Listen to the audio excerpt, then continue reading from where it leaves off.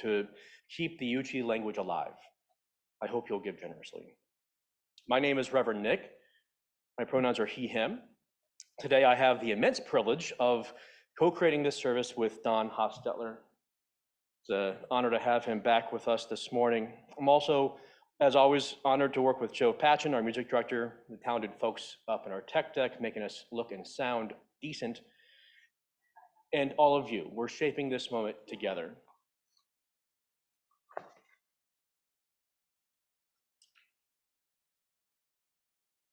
The words for our chalice letting this morning are from the hymn, Though Gathered Here to Celebrate, by Christine Dorian Michaels.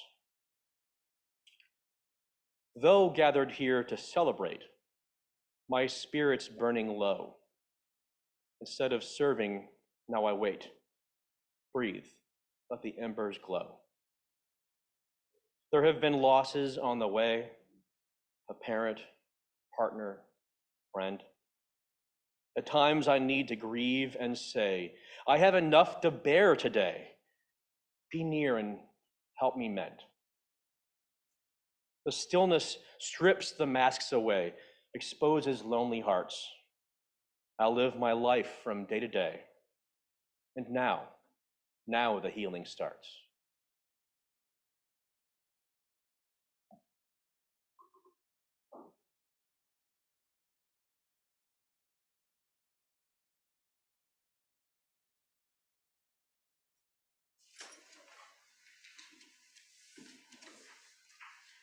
Would you rise in body or spirit for our opening hymn, number 306, Sing of Living, Sing of Dying.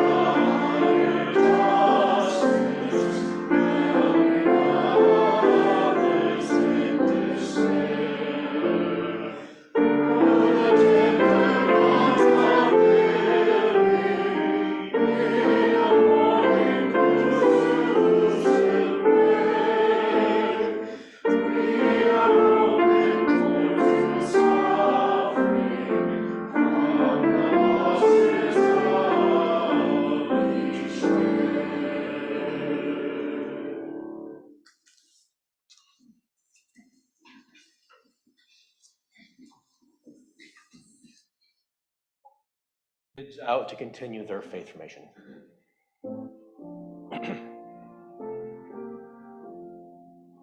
As you go, may joy surround you. As you go, may you grow. Know our love is with you always. As you go, as you go.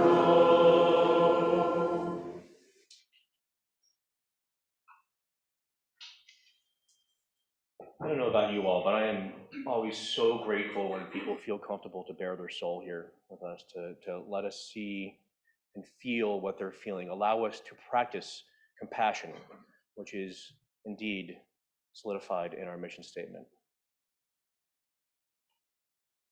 And now I invite us into a moment of meditative reflection. I'm going to read a short reading by Henry Nouwen, a renowned leader and teacher of pastoral care. And as I do, I invite you to settle your body, settle your soul, ground yourself wherever we are right now. If that means putting your feet on the ground, if that means sitting up tall, if that means keeping your legs crossed or leaning back, whatever is most comfortable and present for you. And as I read these words, I invite you to take something that might move you today or be meaningful for you today. Then we'll have a moment of silence.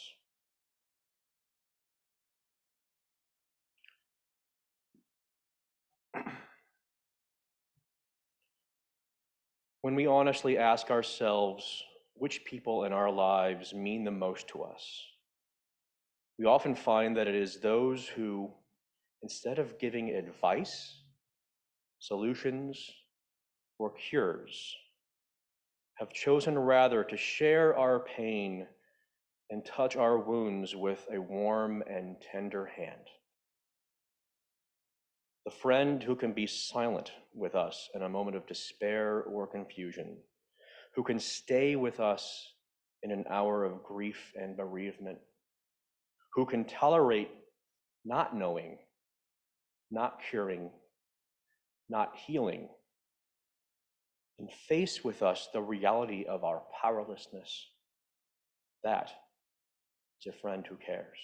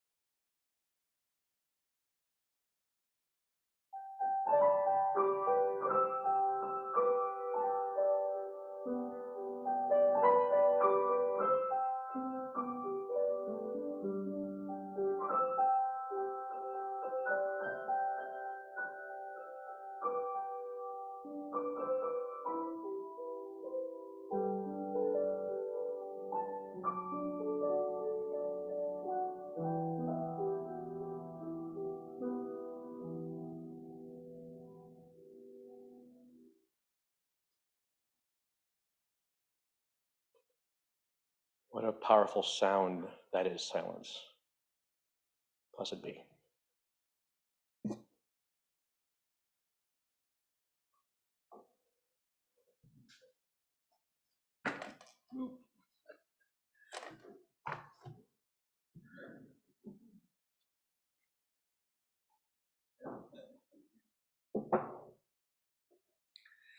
It's been a while since my last time here, and the first time I can watch myself speak. It gives me a chance to present my 109th sermon. I guess I'm bragging, but I think I've earned the right to brag a little. During my last sermon in July, Betty was at home asleep. Today, her absence is the reason for my subject, grief from the inside. A church is an appropriate place to talk about grief. One of the major functions of the church is to help deal with it. Facing grief starts with the funeral or memorial service.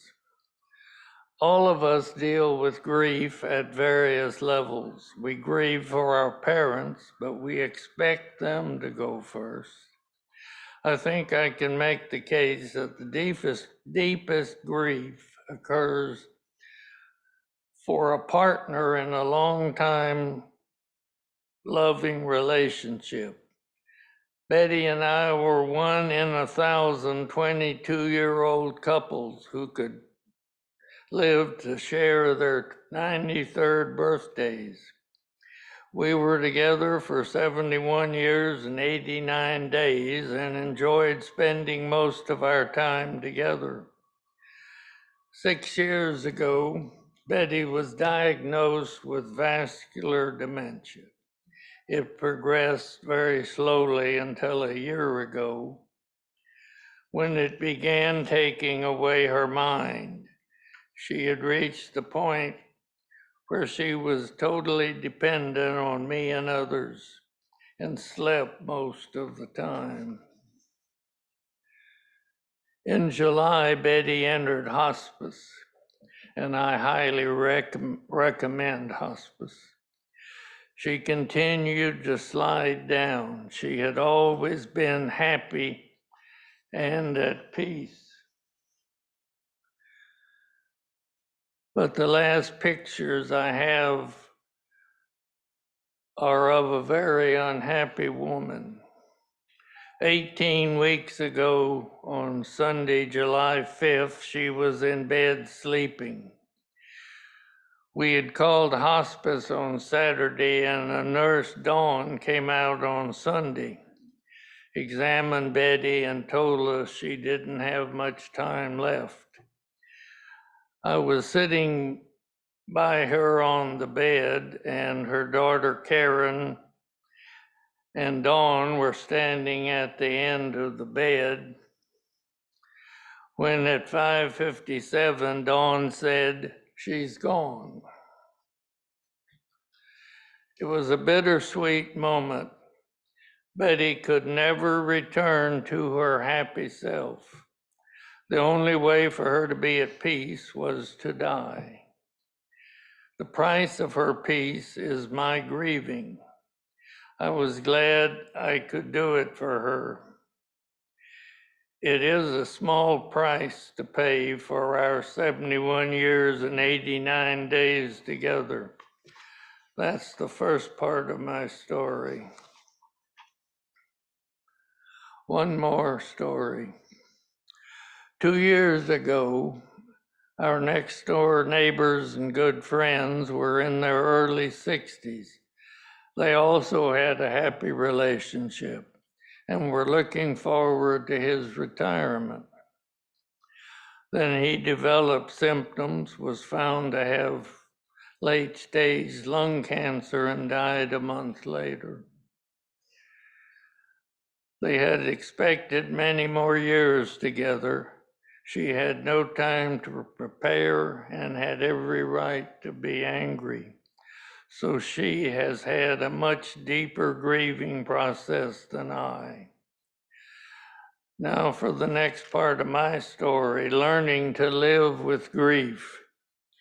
Reverend Nick came over and we planned her memorial service.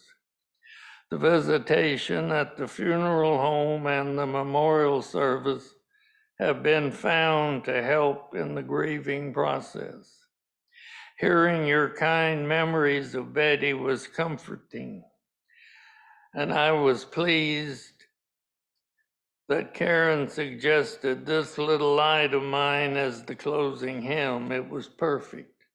One thing Betty did well was let her light shine. She brightened a lot of lives, especially mine. Her body was cremated and her ashes are in an attractive wooden box. I wondered how I would react to having them at home. I found that it is comforting, and the thought that many of the oxygen atoms released are in this room with us today. I suspect it is assumed that grief means unhappiness, but I do not usually feel unhappy. Rather, sadness and loneliness are a better description. And I found it helps to be grateful for the 71 years we had together and not sit around regretting the 72nd year we couldn't have, and to remember our good times. And I have a few rituals. Betty always made the bed. It's not my favorite activity, but I continue doing it. And I maintain her place at the table with fresh flowers. Some like to note that all cases of grief are different.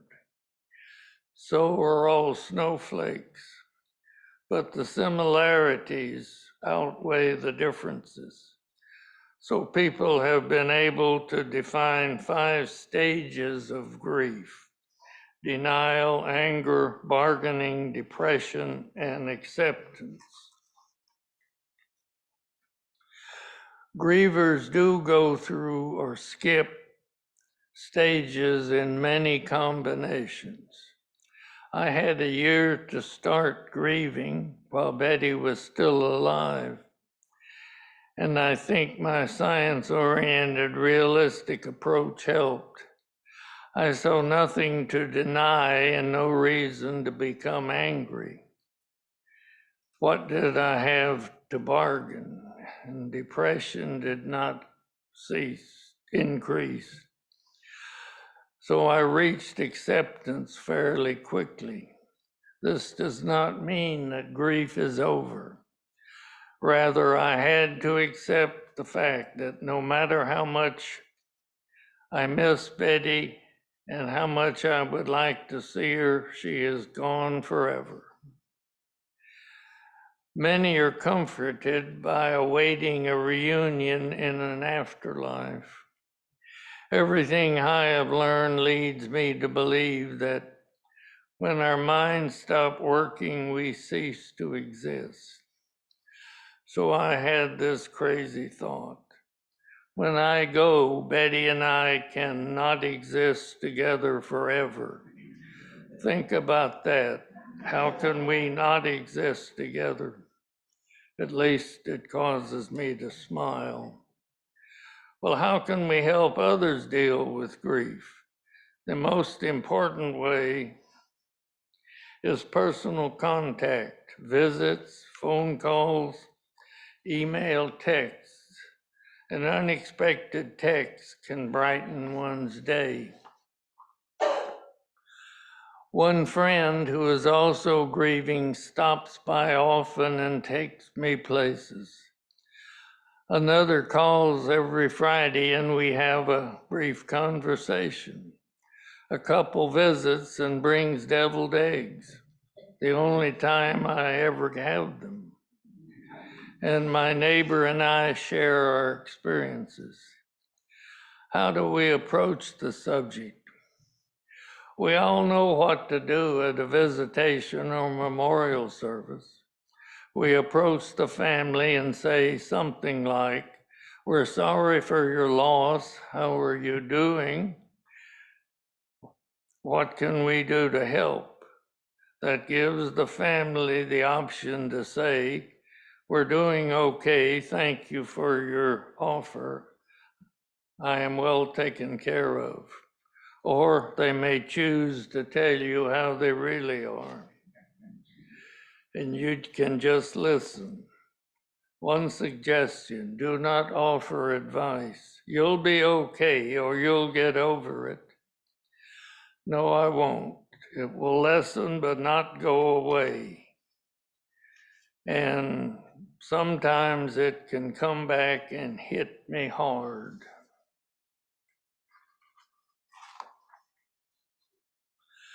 Now let's move ahead 2 months when you meet a friend on the street. Before the death, they would have said, "Hi, Don, how are you doing?" And I would have replied, "I'm okay, how are you?" And we would have had a conversation. 2 months later, when I see them, I think about what I'm going to say. But they may just say, "Hi, Don." I suspect people may not want to open an unhappy subject, but I can assure you they cannot open it up because it has never closed. So go back to saying, "Hi, Don, how are you?" and I can give my response. I find I can spend more and more time in reading and other projects without thinking about Betty, but then I see her picture or her empty chair or get into an empty bed and it all comes back. I will grieve for the rest of my life. If I were a good bit younger, I might look for another partner. That helps two people, but does not eliminate grief. AOL wants to help me with this and shows the scary amount of information we know that is known about us. Every day, my new email starts with an ad. Since November 5th, at least half of these are for dating sites. Date your own age. I've told you what you can do. Now I want to talk about what the griever needs to do. I have the major responsibility. I had a year to start grieving, so I was well prepared for it. If it had been a sudden death, I would have needed a lot more support at the start. You all have your own lives. Some of you are also grieving. If I feel I need help and nobody is reaching out, it does me no good to sit in my chair and blame others.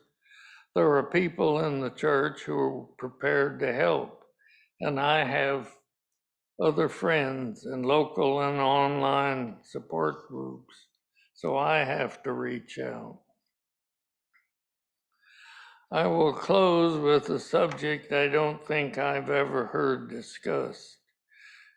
As I've said, churches have people committed to helping those grieving, but new people are always being added. To continue the same level of support for all would become overwhelming. This usually happens silently. Someone who was calling every week drops to every other week, and then once a month, and then it will stop. It is not a problem. That is not a problem. That's the way life works. I can think of 6 people who I was hearing from regularly who no longer call. My guess is that every so often they remember and think about calling me, but now their minds are on other issues. There is a better way. Someone could say, "Don, it appears to us that you are dealing with grief effectively."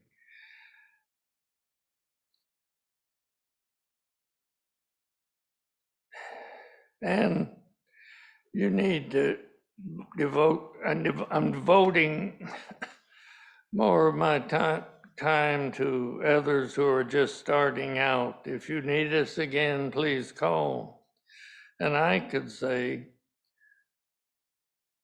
I really appreciate your help, and I'm doing pretty good now. And new grievers coming along need your help. My family will be with me to the end, and I hope a few friends. Others do not have family nearby, so I would encourage those providing support to keep them in mind. That's my view from inside. Reverend Nick, in a few minutes, will present the view from outside. Ministers deal often with grief and need to take an objective view to help the families.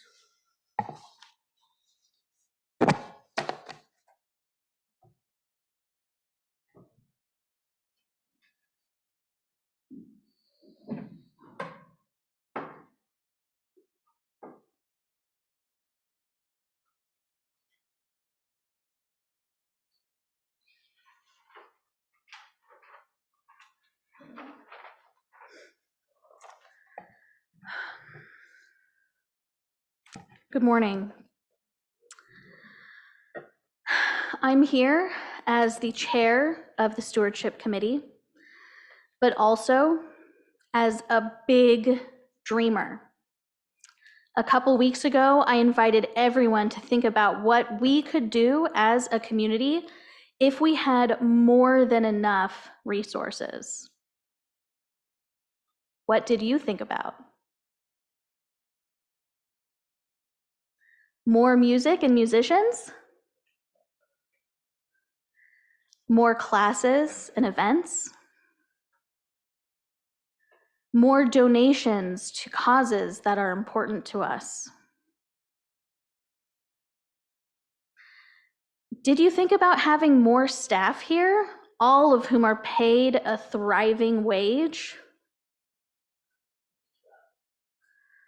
Or maybe, I know some of you thought about building updates. We are 2 weeks into our pledge drive for next year's budget, and we received a couple this morning already, so we now have a total of 71 pledges totaling $153,265 and change. Y'all, this is phenomenal. Last year, we had just over 90 pledges total over about a month. So we're getting close to that number after just a couple weeks. Yeah. Well, I was going to say let's give ourselves a big hand for that, but you guys just did. Let's also give a big hand to the canvassers, all the canvassers who probably reached out to call you or email you over the last couple weeks to help you put in those pledges. Thank you, canvassers.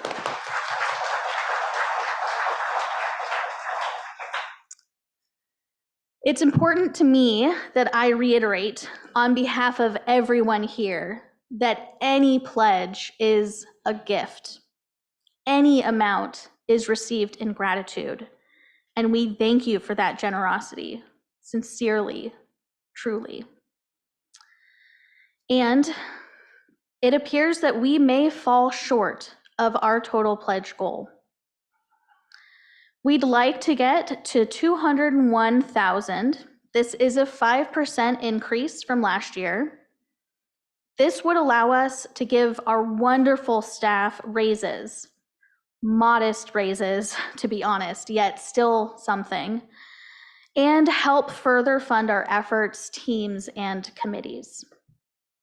Right now, our projections don't just put us below our goal, but slightly below our pledge amount from last year. Sadly, part of this is due to a couple of our beloved friends moving or passing away. And this is an example of pledging never being exactly the same from one year to the next. Yet, an increase is still possible if we all work together.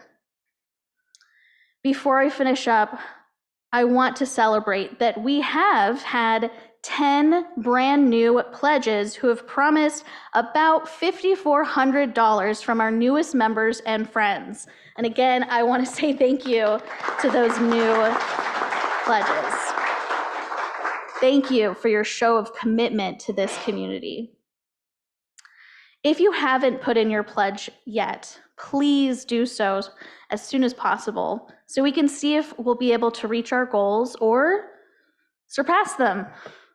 Again, we hope that you'll consider increasing your pledge by at least 5% from last year.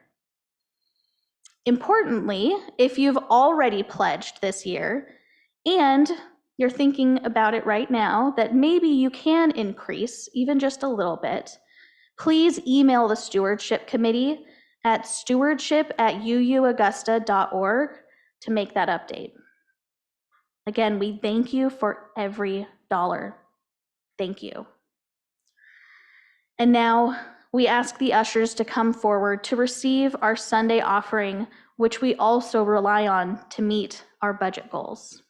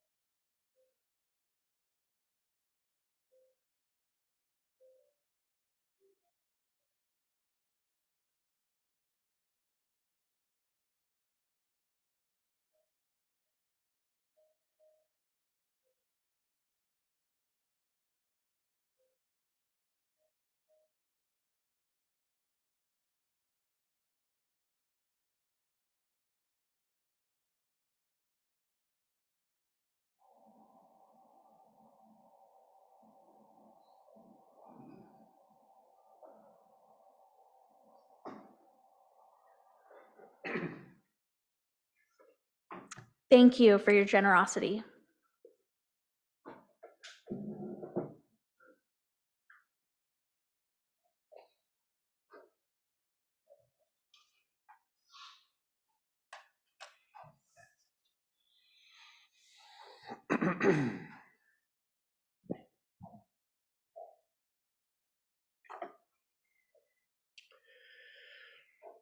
Grief is normal and necessary.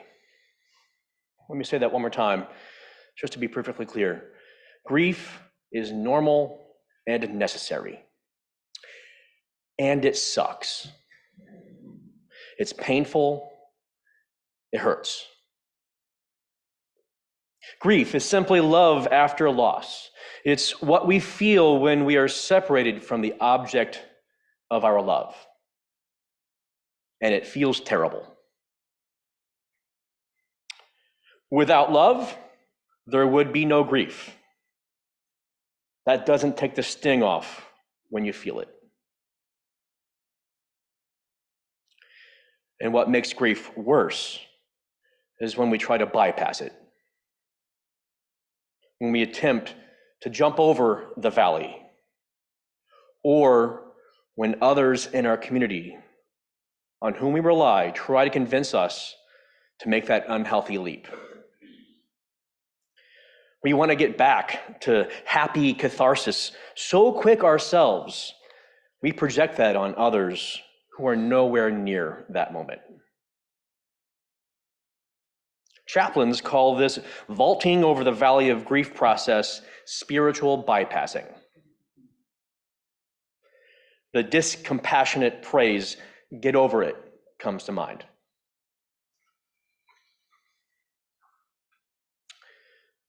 The worst thing we can possibly do to ourselves or those who care about is try to fix grief or make meaning of it on behalf of others. When our community travels through grief with us, grief becomes just a bit more bearable. Our job as loving friends, family members, kin, as a religious community, my job is to journey through the valley, the muck of grief, with those experiencing it.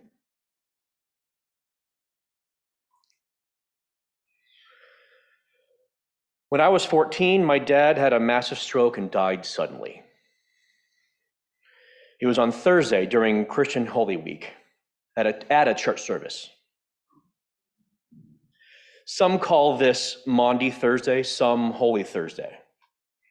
Holy essentially means whole. Maundy means command, or more aptly, mandate. Specifically, the new commandment, love others, which Jesus gave his followers after washing their feet. an act of service. Let me tell you, when my dad died, the folks who were leading the service that day, disciples of Christ, leaders of a church who should have known better, didn't do their job. I didn't feel served. I certainly didn't feel whole. I didn't feel loved, which for me is the work of offering a sense of wholeness to others, a wholeness which includes validated moments of grief. I didn't feel loved because so many people tried to get me over it too quickly, including the lead pastor at my Lutheran church and many of my teachers at my Lutheran grade school, with trite, meaning-making statements that ultimately meant nothing to me except a good way to just kind of make me angry. He's in heaven now. At least he didn't suffer. He's lucky. He's spending eternity with God, which is the worst one for me. He's lucky? What about me? What about my mom? I had it in me to throw a few fists then, but luckily I didn't. All I cared about was that he wasn't here anymore. I was hurting. I was separated from an object of my love forever. And I was in no mood to be comforted, to be told it's going to be fine. I would have preferred to have been asked, "How are you?" just like Don suggested, and then to be heard, seen, companioned. My minister didn't do that for me. Neither did my parochial teachers. I didn't get spiritual companionship through my grief from the folks who should have been trained to do it best. And I resented religion for a long time because of it. It may bring comfort to some to think of where their dead loved ones may be. That may be heaven, that may be some other vision of the afterlife. And yet for me, I agree with Don. For me, when considering the afterlife, the most comfort possible exists within a non-existence. When I go, I look forward to not existing together forever with my loved ones, at least not as a conscious being.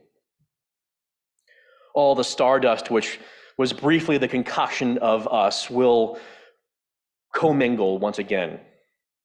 Maybe other life will emerge from it, but it won't be me. But that's my theology, which simply doesn't matter when I'm journeying through somebody else's grief with them.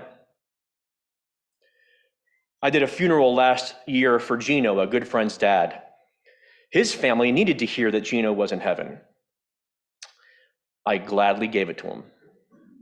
That isn't my theology at all, but that's what they needed to hear to move through their grief. And that's what matters. I was more than happy to oblige.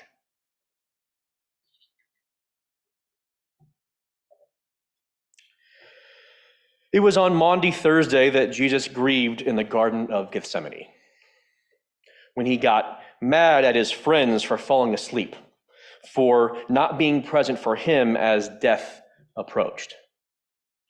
They centered their own comfort and stopped journeying with him through his greatest moment of lament. My minister in 8th grade forgot this part of Christ's passion.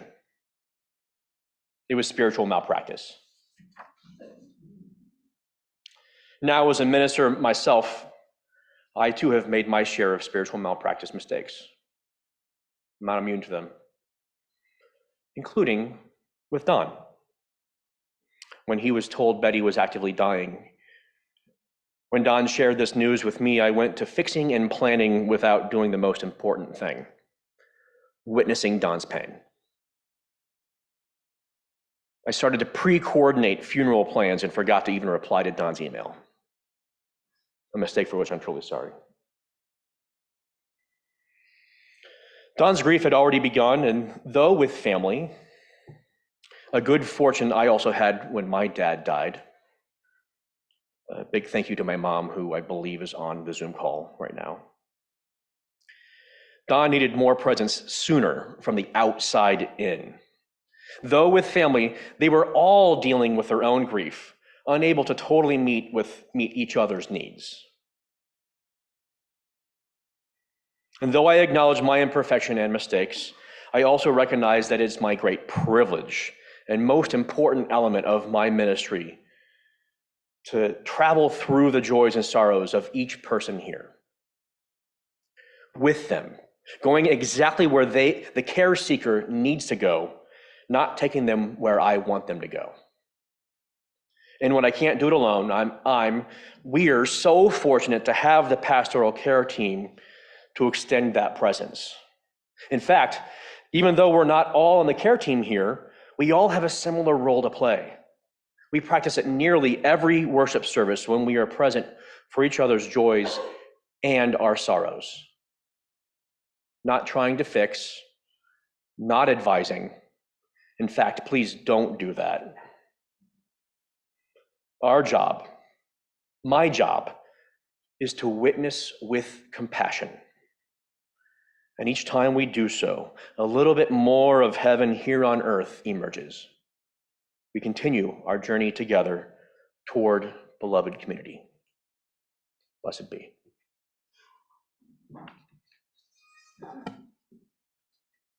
Would you rise in body or spirit for our closing hymn, number 324, For My Spirit Onward Leads, verses 1 and 3.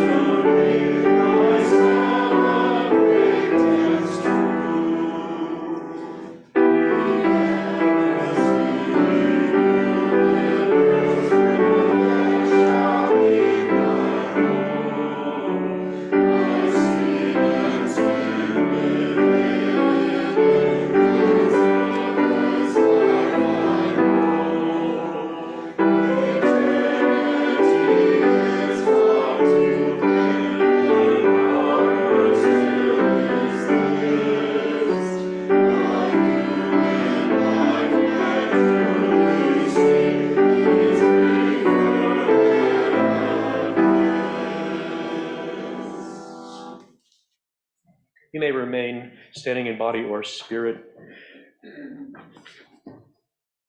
Pastoral presence guru Parker Palmer once said, "The human soul doesn't want to be advised or fixed or saved. It simply wants to be witnessed exactly as it is." Dear community of love, as we go forward today, may we offer that sacred witness to each other and ourselves through our shared journeys. Not fixing, not saving, just being and becoming right alongside those we love. Blessed be.